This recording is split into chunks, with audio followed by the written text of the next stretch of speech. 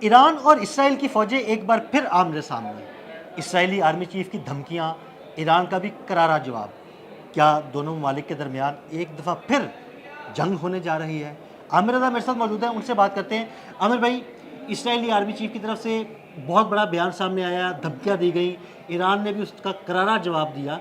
क्या होने जा रहा है? क्या दोनों ममालिक एक दफ़ा फिर आमने सामने आ गए हैं? ये दोनों नहीं, तीनों ममालिक की मरतबा फिर आमने सामने आ गए हैं। तीनों ममालिक इसलिए कि सबसे पहले इसका आगाज़ किया है अमेरिका ने, क्योंकि जिन 12 ममालिक में पाबंदियाँ मज़ीद आयद की गई हैं, उनमें ईरान सर फहरिस्त है। यानी ईरान पर उन्होंने मज़ीद पाबंदियों का ऐलान किया। फिर इस वक्त आपको पता है वेनेज़ुएला से ईरान और ईरान से वेनेज़ुएला जाने वाले जहाज़ों को रोकने का इशारा दिया है। मुझे उस वक्त ये बात खटक गई थी जब 3 दिन पहले ये खबर आई कि ईरान जाने वाले और ईरान से वेनेज़ुएला जाने वाले तमाम जहाज़ों को जो है रोका जाएगा। यानी बहरी जहाज़ों की बात कर रहा हूँ, उनको रोका जाएगा। इसका ऐलान बाकायदा डोनाल्ड ट्रंप ने 2 दिन पहले अपने स्टेट जो उन्होंने तकरीर की, जी बिल्कुल। ख़ताब किया, उसमें उन्होंने इसका इशारा भी दिया कि हम किसी जहाज़ को गुजरने नहीं देंगे। इसके बाद से लग रहा था कि अब अगली बारी उसके चमूने इसराइल की है। बिल्कुल। अमेरिका का चमूना है इसराइल, अब वो काटने को दौड़ेगा। और वही हुआ। उनके एक जनरल एयाल ज़ेमर ने जो है ये एक बयान जो है वो इसराइली अखबारों को जारी किया कि हम ईरान पर दोबारा हमला कर सकते हैं। इससे पहले भी अमेरिका बारहा कह चुका है कि हम खौफज़दा हैं कि ईरान दोबारा से एटमी क़ुव्वत जो है बनने जा रहा है। फिर एक ख़बर आपने और मैंने डिस्कस की थी, ईरान की फ़ज़ाओं में उड़ता हुआ SU-57, ये आपको याद होगा हमने किया था। और SU-57 ईरान ले रहा है। ईरान देखें, ईरान पीछे क्यों था? ईरान इसलिए पीछे था कि उसकी फ़ज़ाई जो क़ुव्वत थी वो 5th जनरेशन में नहीं थी बल्कि 3rd जनरेशन में बैठी हुई थी। अब वो 5th जनरेशन में जा रहे हैं। SU-57 आपको पता है दुनिया के 3 ममालिक बनाते हैं, उसमें से एक है। एयाल ज़ेमर जो हैं ये इस वक्त रिलाय कर रहे हैं उनके नए इंटरसेप्टर एरो 3 के ऊपर। देखें, वैसे तो उनके पास एरो 2 भी है, स्लिंग भी है, और ये जो उनका जो है डेविड स्लिंग उसको बोलते हैं, यानी हज़रत दाऊद के नाम पर उन्होंने बनाया हुआ है, डेविड स्लिंग बोलते हैं। इसी को वो आयरन डूम कहते हैं। जी बिल्कुल। और ईरान इजराइल वार के अंदर इस आयरन डूम को ब्रीच करके वहाँ पर तबाही बर्बादी फैलाकर बिल्कुल ऐसे ही। बता दिया कि भाई आपका शेरौन होए कोई होए, उसके घर तक मिसाइल जा सकता है। अब ईरान जो है बैलिस्टिक मिसाइल में मज़ीद तरक्की हासिल कर रहा है। यानी वो जो है वो बरे आज़मी मिसाइल की तरफ जा रहा है। 2000 किलोमीटर तक का हरम शहर जो मिसाइल है उसका तजर्बा वो कामयाबी से कर चुका है। फिर उसके पास शहाब है जो कि 1500 किलोमीटर है। फिर उसके पास अमाद है मिसाइल जो कि 1700 किलोमीटर तक उसकी मार है, और इससे भी ज़्यादा यानी 1800 किलोमीटर तक जा सकता है। और ईरान इसराइल का फासला जो है 1300 किलोमीटर है। बिल्कुल। अब मुझे बताइए, तीनों मिसाइल ऐसे हैं जिनके चलने के बाद वो इसराइल को नीस्तो नबूद कर सकते हैं। ये वो खौफ है ना सिर्फ अमेरिका को बल्कि इसराइल को भी कि ईरान जो है एक ऐसी कुव्वत बनती जा रही है जिसका फिर खलीज फ़ारस में कोई दूसरा मुकाबला नहीं होगा। और खलीज फ़ारस आपको भी पता है दुनिया का पूरा तेल ट्रैवल करता है हाँ यहाँ जी से। बिल्कुल बिल्कुल। तेल हो, LNG हो, जानी खलीज फ़ारस के रास्ते में है। और अब ईरान वो ईरान नहीं है। देखिए, आपने B-52 बम्बार जहाज़ जो थे वो भिजवाए थे, और उससे आपने जो हमला किया ईरान के ऊपर, अमेरिका की बात कर रहा हूँ, और जो हमला किया था उस हमले के नतीजे में सिर्फ उसके गेट और एग्जास्ट को नुकसान पहुँचा था। उनकी एटमी तनसीबात को, उनकी एटमी तनसीबात तबाह नहीं हुई थी। और इसका तो मसूद पज़ेश्कियान ने भी जिक्र किया था कि हमारा एटमी प्रोग्राम रोका नहीं जा सकता। जहाज़ों की बर्तरी ज़रूर हासिल थी इसराइल को, अब वो ख़त्म हो गई।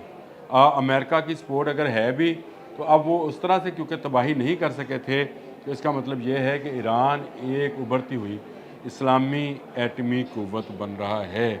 और ये वो ख़तरा है जो इसराइल को हमेशा रहेगा। इसराइल की मैं ये समझता हूँ कि इसराइल की जो पॉलिसी है तुसीब पसंदाना, उसमें अगर किसी जगह से कोई रोक आती है तो वो ईरान है। इसमें कोई शक नहीं है, और सबसे ईरान ने उसका आयरन डूम ब्रीच करके उसको ये बता दिया था कि भाई तुम्हारे आयरन डूम को जो है हम तबाह बर्बाद कर सकते हैं। आमिर भाई, मिसाइलों से तो ईरान ने आयरन डोम को ब्रीच किया, इसराइल में तबाही फैलाई। अब अगर 5th जनरेशन का लड़ाका तैयारा भी ईरान के पास आ जाता है तो F-35 की बर्तरी तो बिल्कुल ख़त्म होगी। ये बात यही है कि जब आप बराबरी की सतह पर आ जाएंगे तो फिर आपको जज्बा देखना पड़ता है। मैं हमेशा ये बात कहता हूँ, आपका जज्बा जो है वो लड़ता है।